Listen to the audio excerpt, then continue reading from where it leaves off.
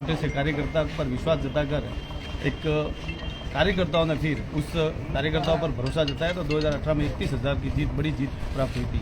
और अभी जब बार बार पिछले एक साल भर से सर्वे चल रहे थे, उसमें सभी कार्यकर्ताओं ने और यहाँ की जनता ने जब एक सर्वे में नाम बताया, उसके बाद आला कमान को भी ये विश्वास हुआ कि भारतीय जनता पार्टी के लिए जिस प्रकार से कार्यकर्ताओं के बीच में रहकर जो काम करते हैं उन्हीं को टिकट देना चाहिए। तो ये जो पूर्ण मुझ पर विश्वास किया है, मैं कार्यकर्ताओं के विश्वास पर और यहाँ की जनता पर के विश्वास पर शीर्ष नेतृत्व को ये विश्वास दिलाता हूँ कि मैं ये सीट भारतीय जनता पार्टी की टोली में जुट जाऊँ। पिछली बार आपका त्रिकोणीय मुकाबला था, इस बार ये पोजीशन अभी तक है नहीं सामने।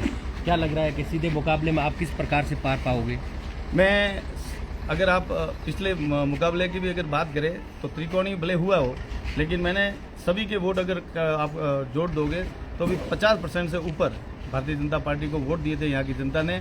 अब की बार तो जनता ने ये मूड बनाया हुआ है कि यहाँ पर भले सीधा मुकाबला भी होगा तो 70 से 75% जो वोटिंग होगी उस पर भाजपा को पक्ष में पड़ेगी। और सभी कार्यकर्ताओं के मन में विश्वास है, पूरे जोश के साथ लगे हुए सभी कार्यकर्ता, 36 कौम का कार्यकर्ता कि एक बार पुनः भारतीय जनता पार्टी, क्योंकि आने वाली सरकार भाजपा की सरकार है और जब भाजपा की सरकार होगी तो और में जो विकास के काम अवरुद्ध हुए उसको भी और नई गति मिलेगी, ऐसा मुझे विश्वास है। आहो रोहित रोड और जवाई पानी को लेकर जो प्रकार से मुद्दे चल रहे थे, आंदोलन किए थे लोगों ने, उसको लेकर आप जनता के बीच जाओगे तो कैसे संतुलित बनाओगे कि भाई वो काम नहीं कर पाए अभी तक?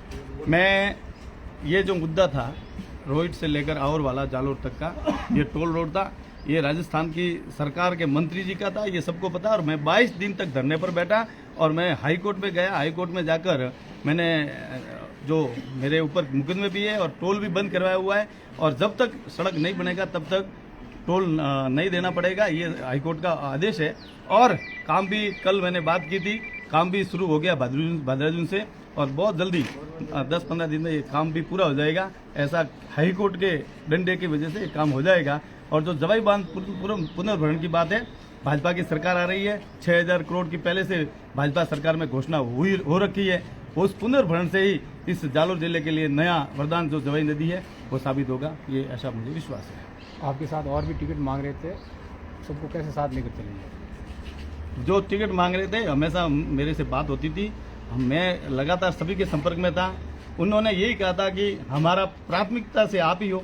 आज भी मेरे 2-3 जो टिकटार्थी थे उनसे बात हुई है, उन्होंने कहा और मिलकर हम सब मिलकर लड़ेंगे, सभी एक ही विचारधारा के। मैंने तो पहले कहा था जिसके भी पास में भारतीय जनता पार्टी का जो भी टिकट लेके आएगा हम उसको पूरी ताकत के कार्यकर्ता मिलकर ताकत से उनको जिताएंगे।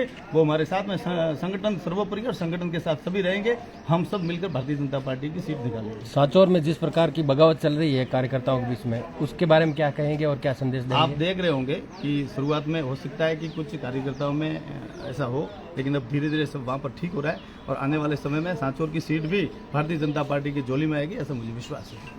धन्यवाद।